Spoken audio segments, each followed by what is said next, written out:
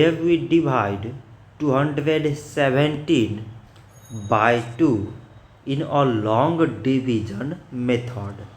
So 2 times 10 means 20. On subtracting we get 1.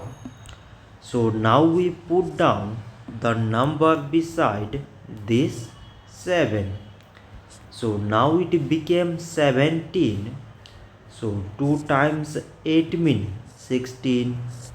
On subtracting we get 1.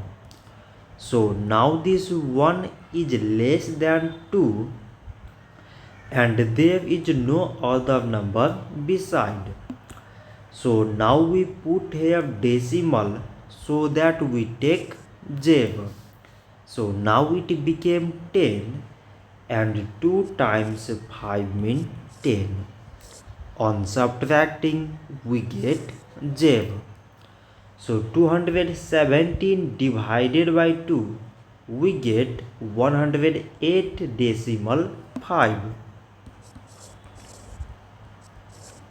So this much for today and thanks for watching.